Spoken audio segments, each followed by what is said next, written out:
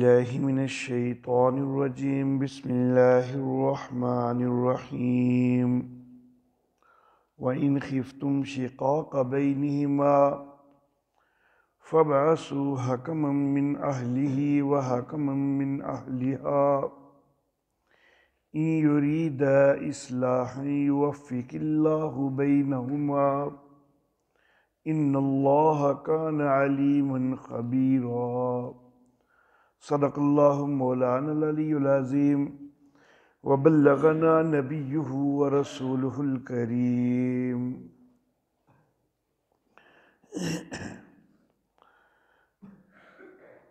محترم احباب، کل اسلام آباد میں ناموس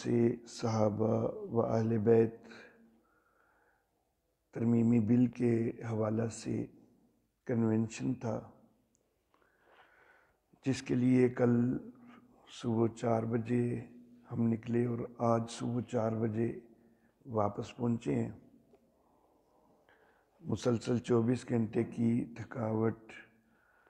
اور جگراتے کے ساتھ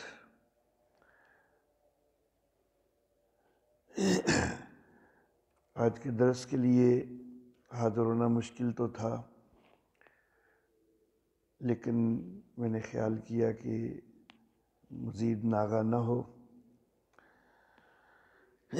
اللہ رب العزت سے دعا ہے کہ اللہ رب العزت مجھے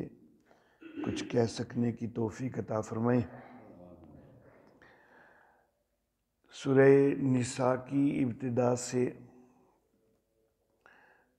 احکام رعیت یا امور انتظامیہ کا بیان چل رہا تھا، اور میں نے شروع میں عرض کیا تھا کہ 14 احکام رعیت یا امور انتظامیہ پہلے حصہ میں آئیں گے۔ گزشتہ درس میں آیت نمبر 34 تلاوت کی گئی تھی،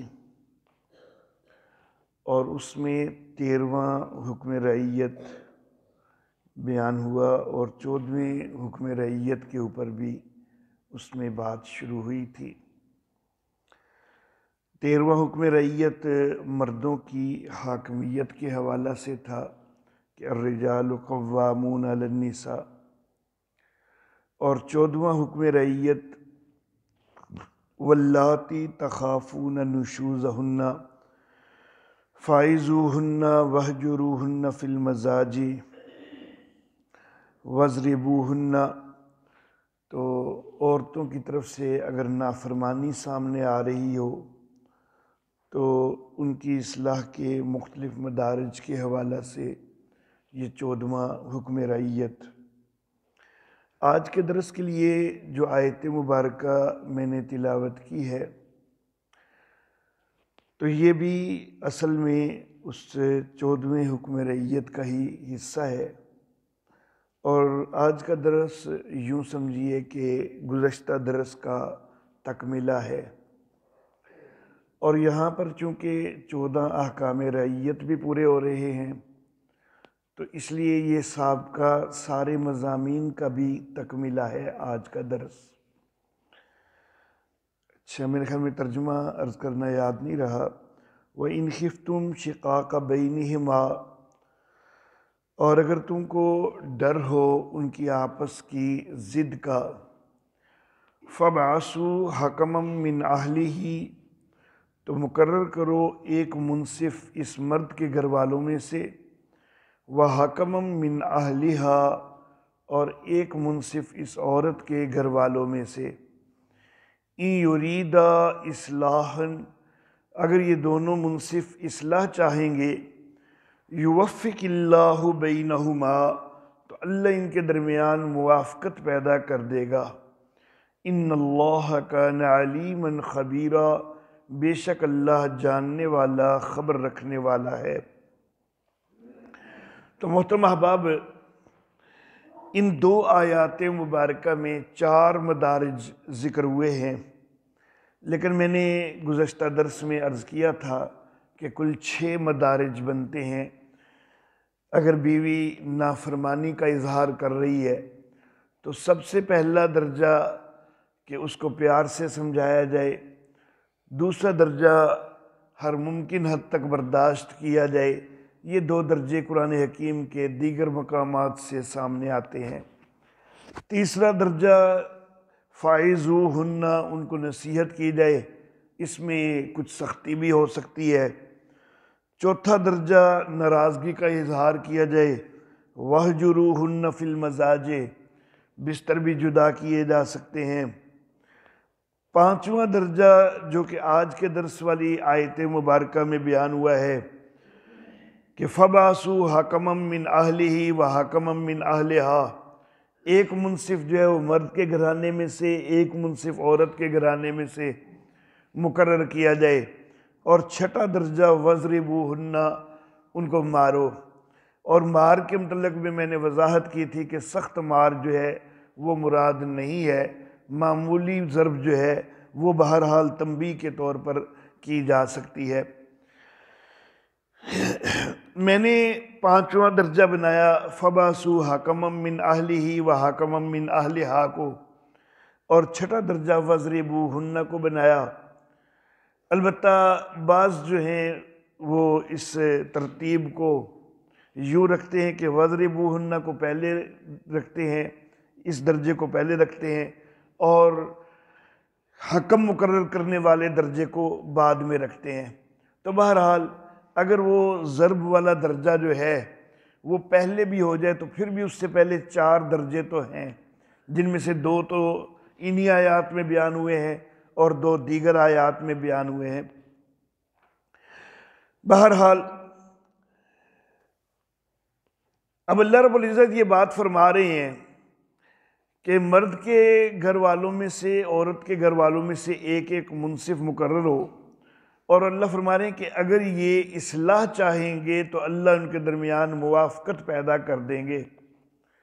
تو اللہ رب العزت خاندانی نظام کے تحفظ کو چاہتے ہیں، اور اللہ رب العزت یہ چاہتے ہیں کہ ایسے منصف مقرر کیے جائیں کہ جو اصلاح چاہنے والے ہوں۔ منصف جو مقرر کیے جائیں تو ان کے تقرر کے اندر خاص طور پر احتیاط ہونی چاہیے۔ ایسے منصف کے جو معمولی بات پہ جذباتی ہو جانے والے ہوں، اگر وہ مقرر کیے جائیں گے تو ظاہر بات ہے کہ وہ جس وقت آپس میں بات چیت ہوگی وہ جذباتیت کا مظاہرہ کریں گے اور معاملے کو الٹا اور زیادہ بگاڑ دیں گے۔ حالانکہ اللہ رب العزت تو منصف مقرر کرنے کا مقصد یہ بتا رہے ہیں کہ یوفق اللہ بینہما، اللہ ان کے درمیان موافقت پیدا کر دے۔ تو یہ منصف موافقت پیدا کرنے کے لیے ہیں، نہ کہ جدا کروانے کے لیے۔ تو اس لیے منصف ایسے مقرر کیے جانے چاہیے دونوں طرف سے احتیاط کرتے ہوئے کہ جو بہت زیادہ جذباتی نہ ہوں بلکہ معاملہ فہم ہوں اور حوصلے اور تحمل والے ہوں، اور وہ دونوں طرف کی بات کو اچھی طرح سمجھ کے تو پھر دونوں کو کچھ حدود کا پابند بنا کے ان کے درمیان موافقت پیدا کریں۔ بے شک اللہ علم والا، خبر رکھنے والا ہے۔ محترم احباب، یہاں پر 14 احکام رعیت یا امور انتظامیہ جو ہیں ان کا بیان مکمل ہوتا ہے۔ ایک سرسری نظر جو ہے وہ سارے احکام کے اوپر میں ڈالنا چاہوں گا۔ آیت نمبر 2 میں پہلا امر انتظامی یا حکم رعیت بیان ہوا کہ یتیموں کو ان کے اموال امانت داری کے ساتھ منتقل کرنے چاہیے، ان میں سے خود نہیں کھانا چاہیے۔ آیت نمبر 3 کے اندر دوسرا امر انتظامی یا حکم رعیت بیان ہوا کہ اگر یتیمہ عورتوں کے ساتھ نکاح کرنے میں تمہیں خدشہ ہے کہ تم عدل نہیں کر سکو گے، انصاف نہیں کر سکو گے، تو پھر یتیمہ عورتوں سے، لڑکیوں سے نکاح نہ کرو، ایسے بلا وجہ ان کے اوپر ظلم نہ ہو۔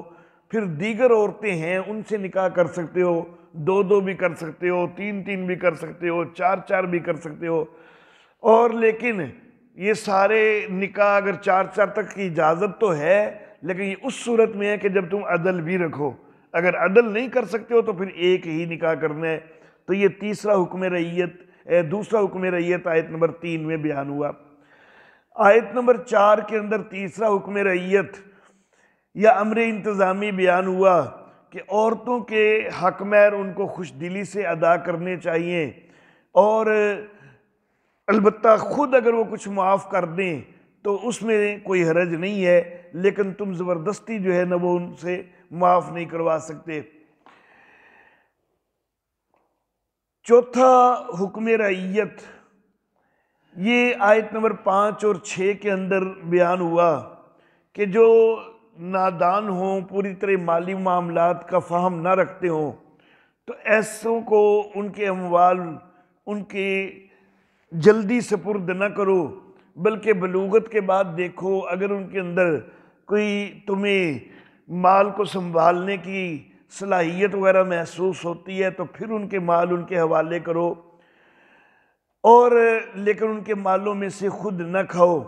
یہ چوتھا حکم رعیت آیت نمبر 5 اور 6 میں بیان ہوا۔ پانچواں حکم رعیت آیت نمبر 7 سے 14 تک بڑا تفصیل کے ساتھ بیان ہوا، جس کے اندر احکام وراثت بیان ہوئے، اور یہ کہا گیا کہ یہ شریعت نے وراثت کے احکام متعین کیے ہیں، ان کے مطابق ہر ایک کو حصہ دیا جانا چاہیے۔ چھٹا حکم رعیت آیت نمبر 15 سے آیت نمبر 18 تک کہ جو بے حیائی کے مرتکب ہوں، زنا کے مرتکب ہوں، ان کو شریعت کے مطابق جو ہے وہ سزا دی جانی چاہیے، اور اس کے ضمن میں توبہ کا بھی تذکرہ ہوا۔ ساتواں حکم رعیت آیت نمبر 19 سے آیت نمبر 21 تک بیان ہوا کہ عورتیں جو ہیں یہ وارث نہیں ہے، وراثت کا حصہ نہیں ہے، بلکہ عورتوں کو تو خود وراثت ملتی ہے۔ تو جو ہے خواتین کو تم دے چکے ہو، اس میں سے واپس لینے کے لیے ان کو تنگ نہ کیا کرو،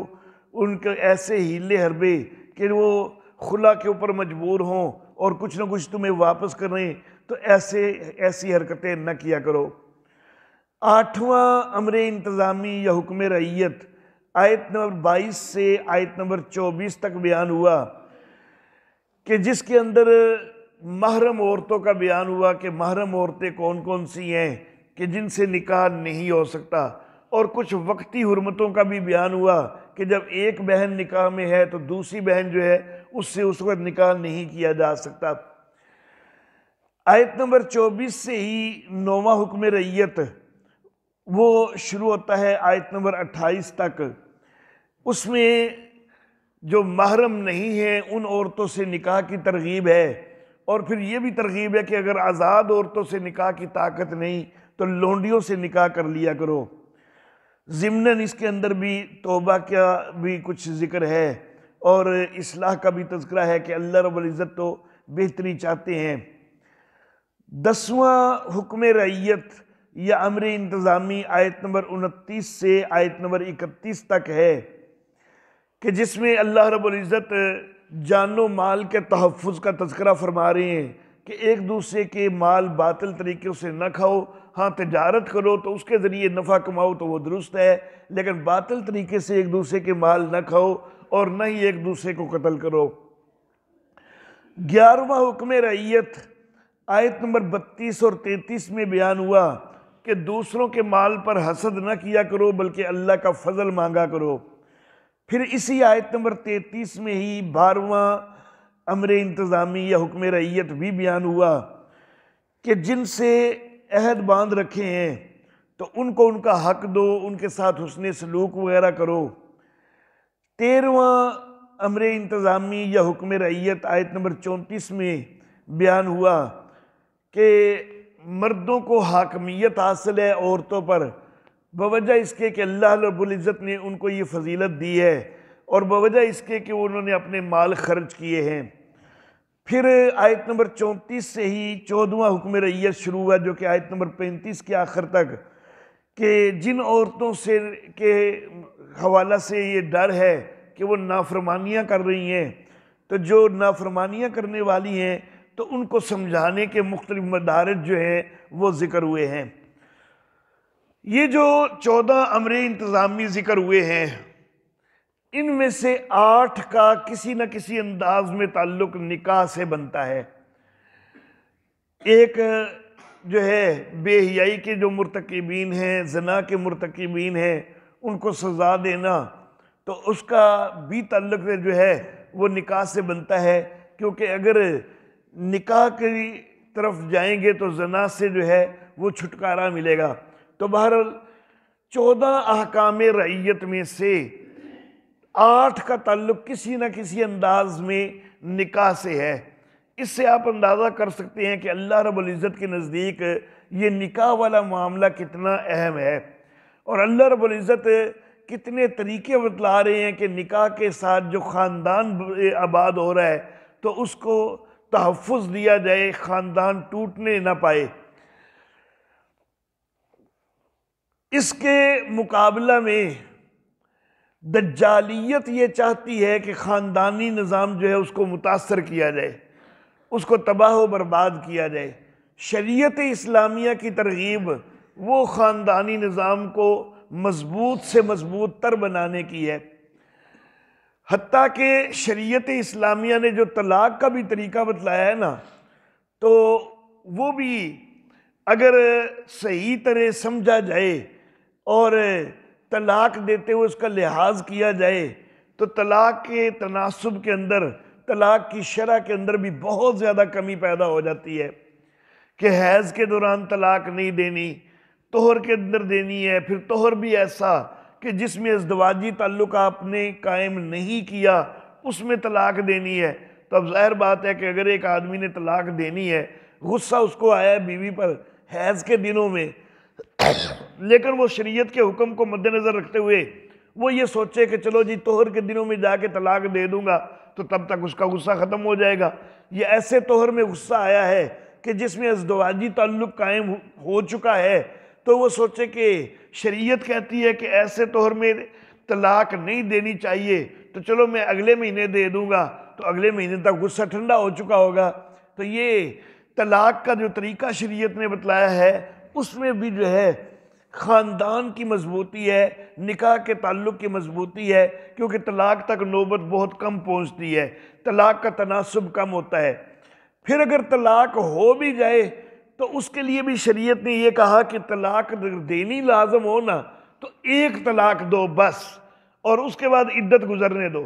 ہمارے معاشرے کے اندر یہ بہت بڑی خرابی ہے، ہم یہ سمجھتے ہیں کہ جب تک 3 طلاقیں نہ ہوں گی معاملہ ختم ہی نہیں ہونا، حالانکہ 1 طلاق ہو اور اس کے بعد عدت مکمل ختم ہو جانے دی جائے تو اس سے بھی مکمل طور پر میاں بیوی ایک دوسرے سے جدا ہو چکے ہوتے ہیں، شرعی طور پر ان کا تعلق ختم ہو چکا ہوتا ہے، عورت بھی کہیں اور نکاح کرنا چاہے کر سکتی ہوتی ہے۔ تو یہ 1 طلاق دینی چاہیے، 2 اور 3 تک پہنچنا ہی نہیں چاہیے۔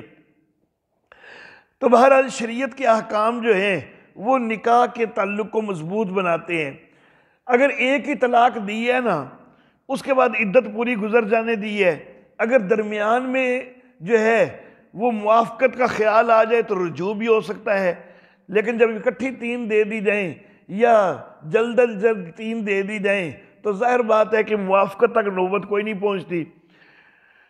پھر اگر چلو عدت کے دوران موافقت کا خیال نہ بھی آئے نا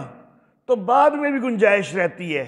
عدت ختم بھی ہو گئی نا تو چونکہ طلاق 1 دی تھی نا تو سال بعد، 2 سال بعد، 10 سال بعد بھی اگر دوبارہ خیال آ جائے نا کہ وہ دوبارہ گھر ہم بسانا چاہتے ہیں تو دوبارہ نکاح ہو سکتا ہے، اس میں کوئی حرج والی بات نہیں، کوئی حلالے شلالے کی ضرورت کوئی نہیں، کیونکہ صرف 1 طلاق ہوئی ہے۔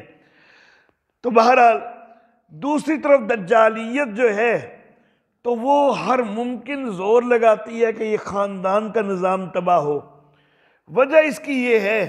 کہ شریعت اسلامیہ کا یہ بتلایا ہوا، بلکہ ساری الہامی شریعتوں کا بتلایا ہوا یہ جو خاندانی نظام ہے یہ آپس میں ایک دوسرے کے ساتھ تعلق کو مضبوط بناتا ہے، یہ آپس میں محبتیں پیدا کرتا ہے، ایک دوسرے کا احساس پیدا کرتا ہے، جبکہ دجالیت یہ چاہتی ہے کہ انسانیت میں سے انسانیت ختم ہو جائے اور وہ ایک دوسرے کے تعلقات جو ہیں وہ بہتر بنانے کی بجائے خود غرضانہ تعلقات اس کو دجالیت جو ہے وہ چاہتی ہے کہ خود غرضی والا ماحول ہو، خود غرضی والا معاشرہ ہو، کیونکہ یہ شیطان کی جو ہے یہ چال ہے، یہ شیطان کی جو ہے راہ ہے یہ دجالیت۔ تو انہوں نے خاندان کے نظام کو تباہ کرنے کے لیے زنا کو رواج دیا، انہوں نے کئی قسم کی خرابیاں جو ہیں ان کو رواج دیا، پولی اینڈری یعنی کثرت شوہری کو بھی رواج دیا گیا کہ ایک ایک عورت کے کئی کئی خامند بھی ہوں۔ شریعت اسلامیہ نے 4 جو ہے بیویوں تک کی اجازت دی ہے کہ حکمت کی تحت، اس کے اوپر تو اعتراض کرنے لگ جاتے ہیں، خود پولی اینڈری کے بھی قائل ہیں کہ ایک عورت کے بھی کئی کئی شوہر ہو سکتے ہیں۔ پھر گروپ میرج یہ یورپ کے اندر جو ہے وہ رائج ہو رہی ہے، غیر اسلامی معاشروں کے اندر، کہ پورے گھر کا جو ہے ایک دوسرے سے جنسی تعلق ہوتا ہے، جس کو گروپ میرج کا نام دیتے ہیں، اجتماعی زوجیت۔ اس کے علاوہ اوپن زوجیت، اوپن میرج، کھلی زوجیت، اس کو بھی رواج دیا جا رہا ہے کہ مرد بھی جو ہے اپنی بیوی کے علاوہ دیگر عورتوں سے تعلقات بے شک قائم کرتا رہے، عورتیں جو ہیں وہ اپنے دیگر مردوں سے تعلقات قائم کرتی رہیں، اس کو اوپن میرج کا نام دیا جاتا ہے۔ سیم سیکس میرج، ہم جنس پرستی، یہ انتہا درجے کی گندگی، یہ بھی معاشرے کے اندر، یورپی معاشرے کے اندر دجالی نظام کے تحت بہت زیادہ عام ہوتی جا رہی ہے، اور اس کو اسلامی معاشروں میں بھی پھیلانے کی کوششیں کی جا رہی ہیں۔ داشتہ رکھنا کونکوبینی نیگ، تو داشتہ رکھنا اس کا تصور یہ بھی جو ہے وہ غیر اسلامی معاشروں کے اندر موجود ہے، زناکاری کا تصور موجود ہے، اور داشتہ رکھنے کو دور حاضر میں جو ہے وہ کچھ جدید رنگ دے دیا گیا ہے، گرل فرینڈ اور بوائے فرینڈ کا تصور دے کر، اور